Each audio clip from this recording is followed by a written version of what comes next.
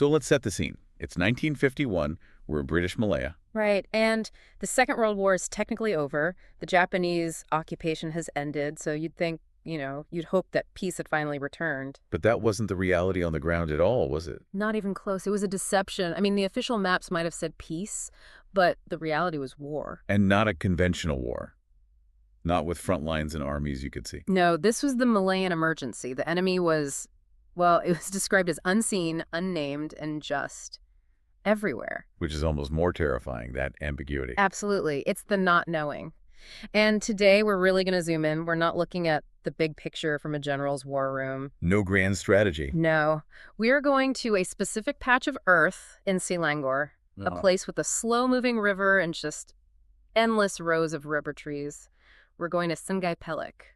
But this isn't the Sungai Pelek you'd find on a map today. Not at all. Today it's a bustling town, paved roads, concrete shops. Dragon fruit farms, I hear? That's right. We're looking at the raw version. Before it was a town, just scattered small holdings, wooden shacks, and this dense, dense jungle all around. And the source material we have for this deep dive, it's called Behind the Fence, Families of Sg Pelek During the Emergency.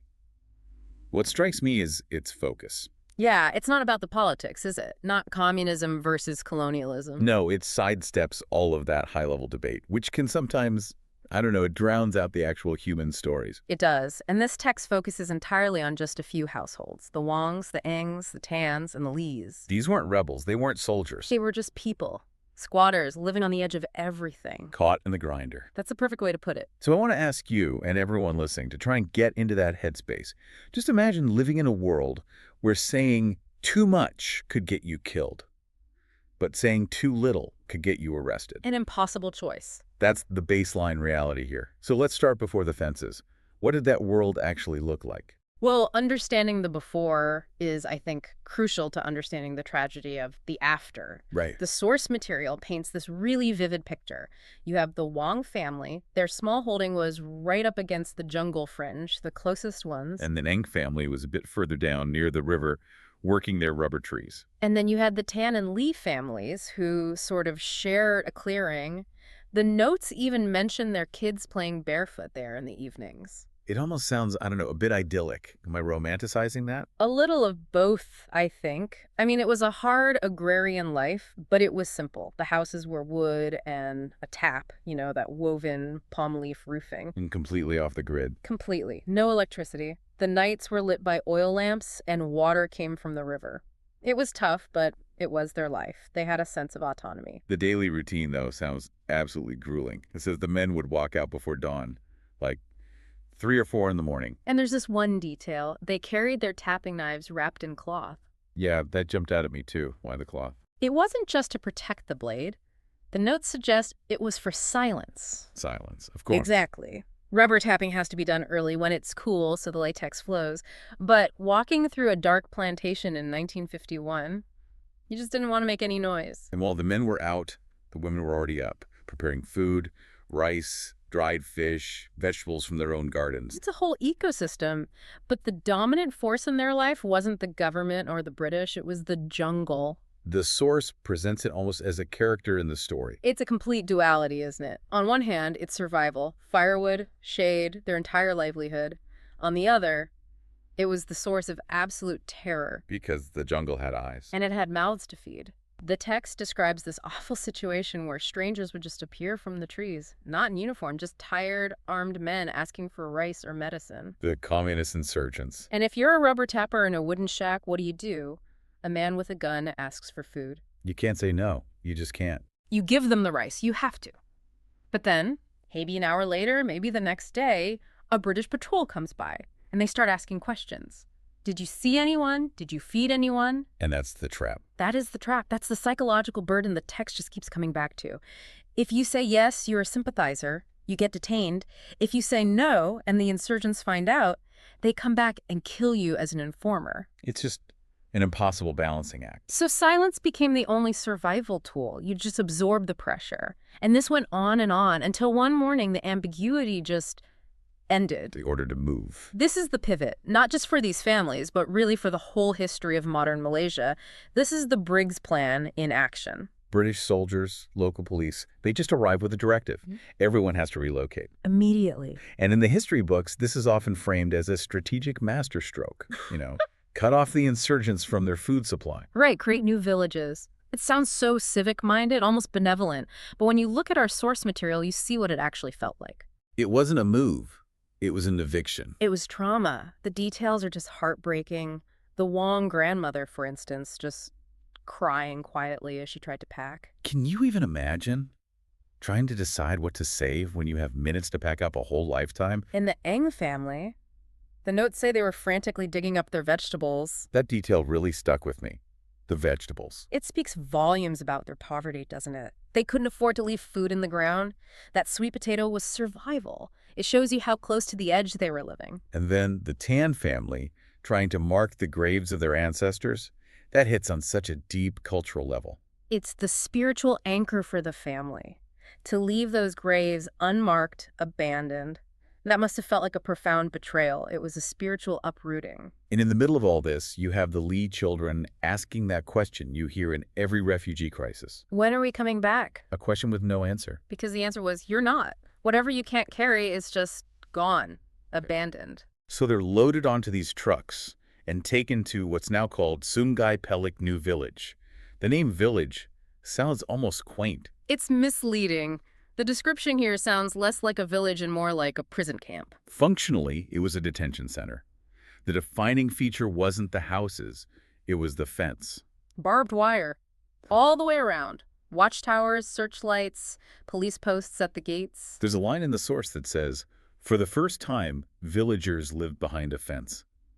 That must have been a huge psychological shock. It completely rewired their lives. It introduced this level of surveillance they'd never known. I mean, take the morning ritual. It wasn't just waking up and going to work anymore. No. The gate opened at a fixed hour, let's say 6 a.m. Not when you were ready, but when they said so. And you didn't just walk out. You lined up. You lined up to be searched. The Wongs, the Engs, everyone. The police weren't just waving them through. They were checking baskets for contraband. For uncooked rice. Because that was the currency of the insurgency. Exactly. So they're poking through your lunch, patting you down, calling names from a list, memorizing faces. It's deeply dehumanizing. It's treating you like a potential criminal every single morning just for going to your job. Guilty until proven innocent every day. And then there's the curfew. At dusk, the gates closed. And if you were late, you were locked out. Or worse, detained. And if you were missing from a head count, you were, quote, remembered. And remembered is not a good thing in this context. It means you're now on a list. A suspect. Even the kids learned this new reality. The text says they developed a spatial awareness.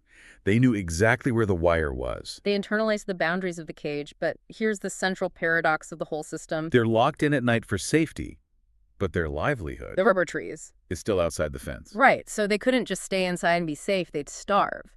Every single day they had to leave the safety of the wire and go right back into the danger zone.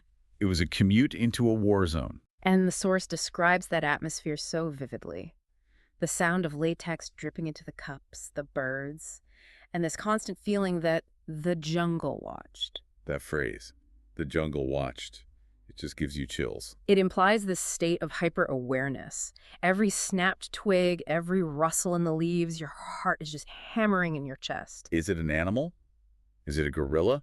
Is it a British patrol who might mistake you for a gorilla? It could be anything, and we see how different families dealt with it. The Tan family had to work further uphill, more isolated. And the Lee father, it says he often went alone. That's a huge risk. It's a calculated one, I think. If he goes alone and something happens, at least the rest of the family is safe inside the wire.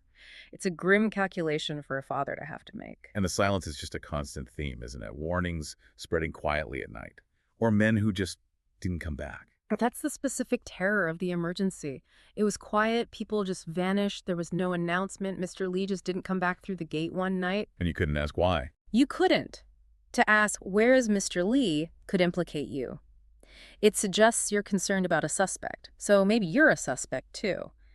The silence was a shield. So you have this incredible stress all day, then the gates close, you're locked in. What was life like inside the wire after dark? This is where you see the resilience. The source shifts to the interiors of the houses. Oil lamps flickering, families eating.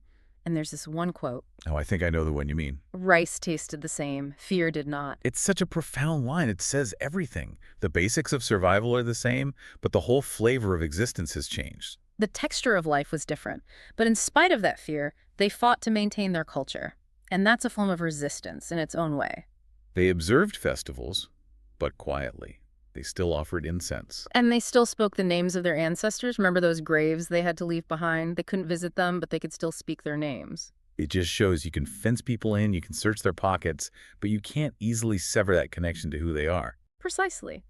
And the community started to form inside the wire.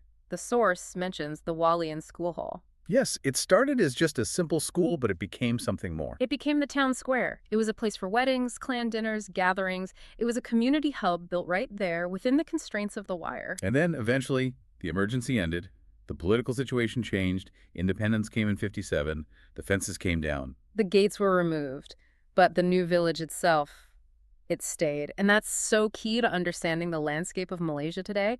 The camps became permanent towns. The text puts it so well. Concrete replaced wood. Roads replaced dirt paths. The river flowed on unchanged, and those children, the Wongs and Nangs and Tans and Lees, they grew up. That experience shaped an entire generation. Which brings us to modern Sungai Pelek. If you go there today, it looks, well, ordinary. It does. Coffee shops, schools, people on motorbikes. But the whole mission of this deep dive is to see that invisible history. Beneath that ordinary town is a foundation built on fear, discipline, silence, and resilience. It's not just one family's story.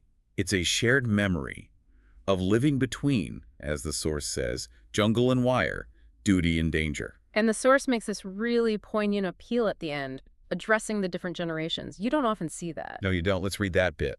To the younger generation, it says, realize that freedom is built on quiet endurance. That is a heavy lesson.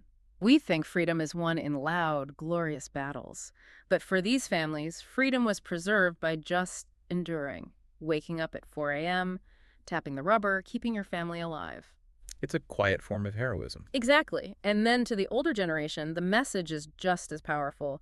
Your stories are history. That's so important. So many people think their lives aren't history because they weren't famous. Right. I didn't sign a treaty, I just lived in a village. Yeah. But that is the history. The routine of the rice inspections, the curfew, that's just as important as any military maneuver. The source ends with this final thought. When stories fade, we lose not just the past, but the strength that carried people through it. And that's really the so what of all this. Why look back at this?